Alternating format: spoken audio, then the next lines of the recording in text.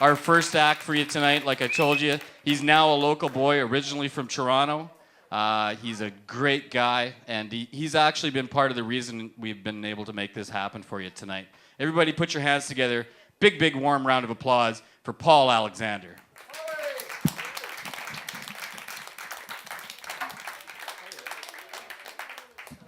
Wow, Port Alberni just tearing a new asshole of Dick Darrow there, the opener, huh? Just fucking heckling the MC. Only Port Alberni does that kind of shit, you know? Let's go to a comedy show and torture the opening nice man that's come up here to try to welcome everybody to the evening, explain what's going on. What you guys just like, was it Lorraine? Is that it? Just like get up in the morning and go, you know what? I'm sick of comedians. That's it. I'm going to go down there and tear him a new one. Screw ISIS. It's the comics. They're the problem. It's the comedians trying to make people happy and tell jokes. Hi. How are you guys doing? Good. I moved here 5 years ago. Yeah, from Los Angeles. My friends, my good friends in town, they always... yeah, thank you very much. Wow, it's just gonna be a great night. There's gonna be some excitement happening tonight. I'll tell you that right now. Only Port Alberni, like they have, it's like you look at a poster for a comedy show and it says who's coming and then the heckler at the bottom or something. That's me. No, I came up from Los Angeles, man. You know, so what can I say? It's my friends say, why would you do that? Come all the way from Hollywood. When I first got up here, you guys, it was so obvious to me. The strippers. That's why I packed my family and came up. Now, I live on the south side. I guess it's called Uptown now, whatever. But the first night I was in town, I stayed at the Bluebird Motel. Yeah. Well, I didn't know. It was my first night in town. You know, I came over the hump, and I stayed there. And it was 2 o'clock in the morning. I called the desk clerk, and I was like, "Hey, I got a leak in my sink." And the desk clerk guy is like, "Go right ahead, sir." So, I said, "What kind of town am I in? You know what?" And then there was an ad in the newspaper, AV Times, or maybe it was the other one, and it actually said, ladies' night at Home Hardware. I was like, man, what's...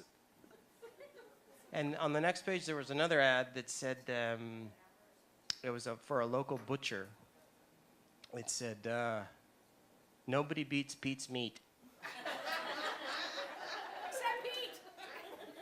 So it's like Pete the entertainment at the Home Hardware, or how is that shit working out? Are you ladies going down there and having fun with a paint stripper or something? I don't get it. My wife is American. She came up here with me, and when we were here, she saw a beer delivery truck, and it was like double parked over on the other side of town. She got really mad, yeah.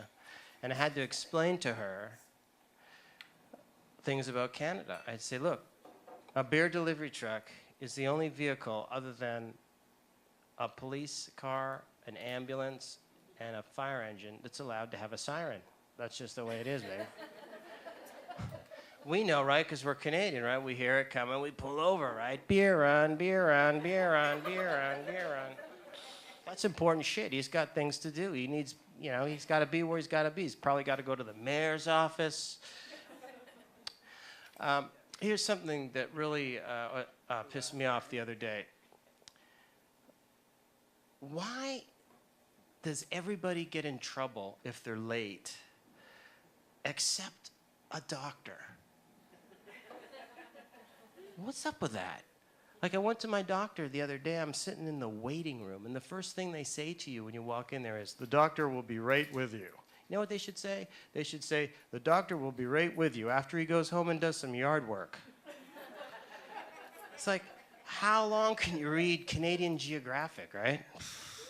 Oh, they got some really interesting avalanches there. So then, like half an hour goes by, and then they take you into another room. And they say, the doctor will be right with you. And they close the fucking door. So they have a waiting room inside a waiting room. What's up with that? My friends. My little friends. Yeah, whatever. The acoustics are not designed for you because you're in the back. Man, hecklers never understand that. This has all been worked out before. They built a room, they got the lights here, the amplification is here, and then you just hear, this show is over here, it's not over there. But only doctors can get away with that, 45 minutes go by, he comes in, and the exam is 2 minutes long. What's up with that? And then you finish the exam, and you go out, and they give you a form. And it's a prescription, and he signs it. And you look at the form, and you're like, what the fuck is that? My daughter is 5 years old. They have the little blue line. She knows how to write in between them. Doctors cannot tell time. They get straight A's, then they go to medical school, then they internship, then they become doctors. They don't know what it means when they look at their watch or when they sign a piece of paper. What the hell's going on, my friends? There's no punchline, there's no end to that. It's just something that pissed me off. Because I was over there today. Yeah, that's it. Thank you very much. And I love Port Alberni because they will applaud for things that piss people off. But I have two little kids. Wow, this is like a musician get up here, this microphone. Amber and Kathleen, when you come up, is all kinds of, but you'll figure it out. I think you can carry this around too, so it's pretty cool. But I have two kids, and I moved up here, like I said, for the little things that America doesn't have anymore, like air and water. And I'm really happy to be here. What's that? It's not going to work. Only comics have to deal with hecklers, I swear to God. It's like you wouldn't see them in a library. They wouldn't, just walk into a library and go, he dies at the end of that book, baby! Would you go to, or an OR somewhere or something, is that gonna be too sharp, man? No. It's just comics, we gotta deal with it, but that's all right. That's the way it is, Well, hey, welcome to Canada. Okay. I love it here, man. The graffiti is friendlier, because I lived in LA. Serious shit down there, right, going on, right? You come up here, the graffiti. I saw on the side of a train, it said, kill the man. And underneath that, it said, this paint is water soluble. Swear to God, everyone. I'm in Canada. I don't tell my American friends to come up here, because we don't need them, We're happy like it is, right? So I always tell them, you don't want to go up there, man. It's like bumper to bumper Zambonis. Screw it, So we're good. We're all right. My son was born premature. The same way he was conceived. So it's not really that funny. I don't think it's that funny. But I've learned a lot about children. I don't know what else to tell you. As a dad, I learned that you can't take a baby home in a Save-On shopping cart when he was born. I thought maybe... I know what else I wanted to tell you. Because now I'm a dad. I'm really responsible, too, because I'm drunk, and I'm down doing a comedy show, and he's at home taking care of his sister. So that's really good. No, but I saw a bumper sticker the other day on a van, and it said, my kid was student of the month. It's like, how come you never see a bumper sticker that says, my kid writes a B like a D?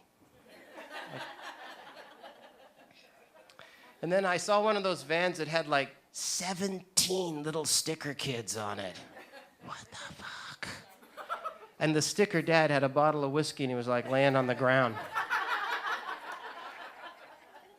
That's it for my time. You guys enjoy Amber and Kathleen and Dick. Thank you very much. See ya. Paul Alexander, everybody. Come on, keep it going.